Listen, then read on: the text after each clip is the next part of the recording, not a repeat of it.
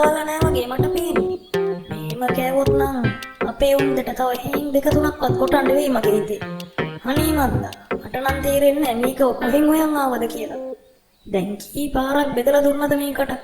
අන්තිමටම දල්කොඩ ටිකක් තෝරලා දීලා ඒත් මදි වගේ මට පේන්නේ. මොකද ආමිනේ මේ බිරියන් දෙන්නේ? මට අර මගට ඇවුණා ඔයගේ කටහඬ. මොකද මේ කවදාවත් නැතුව බිරියන් දෙන්නේ?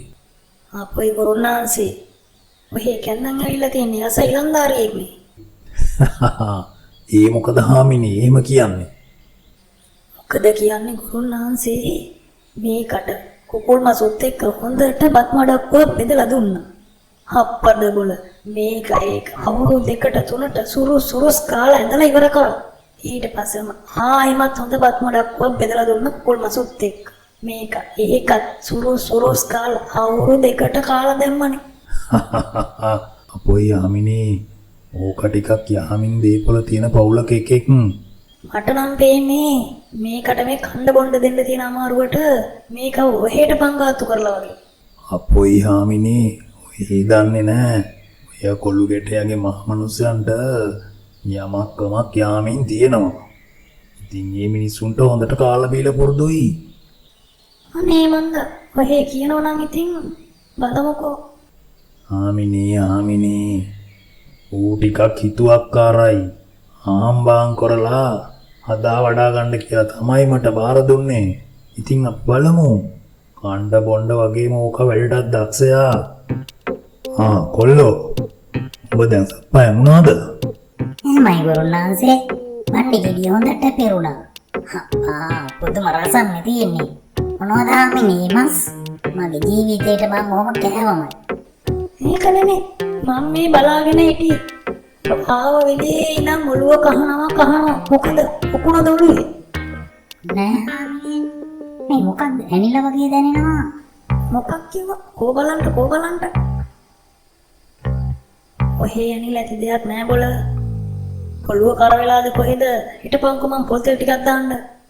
ඔහොම හිටපන් මං පොල් තෙල් බෝතලේ කියනකම්. කොල්ලෝ මම උඹේ ඔළුවට ගහපු කටුව හැමෝටම පේන්නේ නෑ. ඒක පේන්නේ මටයි උඹටයි විතරයි බොල. ඒක බලේ නැති වෙච්ච දවසට එදාට හැමෝටම ඒක පේනවා. එදාට උඹට පුළුවන් කාට හරි කියලා ඒක ගලව ගන්න.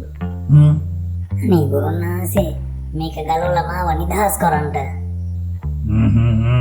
කට වහගෙන හිටපන්. මං ඒක නියම වෙලාවට කරන්න.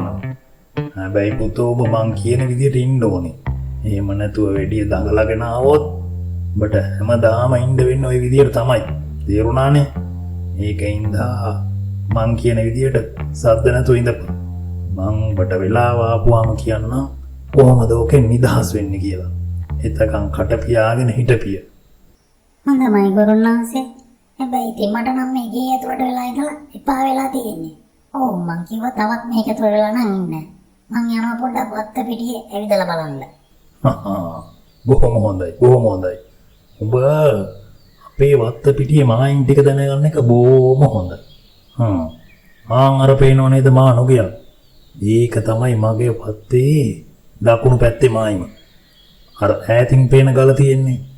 ඒක තමයි උතුරු මායිම. නැගෙනහිර මායිම තමයි අර පේන දියැල. බස්නාහිර මායිම තමයි අර පේන කුඹුරු යාය. ඔන්න ඔය මායිම ඇතුලේ ඔබට ඕන අඩව්වක් අල්ලන්න මං අවසර දෙනවා. හැබැයි පුතෝ පුරස්නයක් තියෙනවා. අපේ ගුරුනාන්සේ මොකද්ද පුරස්නේ? මට තියෙන එකම පුරස්නයයි ගුරුනාන්සේ. මෙන්න මේ ඔළුවේ තියෙන කටුව ගලවන්න ගුරුනාන්සේ. මට එතකොට කිසි පුරස්නයක් නැහැ.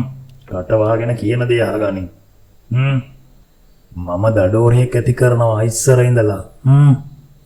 ඒක මේ වෙලාවේ ඒ කැලේ පැත්තට යන්න ඇති. ඌ එක්කනම් හැප්පෙන්න යන්න එපා පුතෝ. මොකද ඒක ඇවිල්ලා යකෙකුටවත් බය ඇති එකෙක් නෙමෙයි.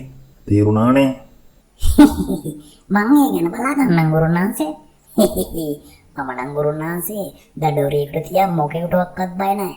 අයියෝ ඉතින් ඒත් මේ ගුරුනාන්සේ මට කරපු වැඩේට අයියෝ මේක ගලවන්න නැද්ද ගුරුනාන්සේ? කට වාගෙන දැන් යන්න ගියා ඵලයන්. දැන් හාමිනෙත් එයි පොල් තෙල් බෝතලේ අරගෙන. උඹට ඕනද පොල් තෙල් ටිකක් ගා ගන්න ඔළුවේ? අපොයි ගුරුනාන්සේ ඔහෙත් මට කරපු දෙයක්. දැන් ඉතින් යන්න එපා ආමිනෙන්න කලින්. ඇත්තටම ගුරුනාන්සේ මොකක්ද මේ දඩෝරිය ගැන කිව්වේ? දඩෝරිය කිව්වේ මොකද? මම එහෙම එකෙක් ගැන අහලම නැහැ. මොකද දඩෝරිය? දඩෝරිය. අප්පච්චි මේ ඉස්සරහට එන්නේ ඉන්න බෞද්ධයෙක් නේද? අම්මෝ මේ කයින විදිය නම් හොඳ නෑ. දුවන්න ඕනේ. අපේ මේකට ඕනනම් ඉවරයි. මම පස්සේ නේද එළවන් ඉන්නේ. අයියෝ ලයින් මේ පොල් කාටවත්. අයියෝ අප්පච්චි මේ කයන්නේම නෑනේ. තාමට කරක් කිඹරනවා. දැන් ඉතින් මේක හොල්ට වෙලා ඉන්න බැන්නේ මට. ඊටපස්සේ මම මට කරන්න ඕන වැඩක්. මේක වෙන්න තියෙන්නේ ගුරුනාන්සේ කිව්ව දඩෝරිය. ඊටපිය දඩෝරිය උඹට කරන්න හොඳ වැඩක්. හොල්ලන්න ඕන හොල්ල.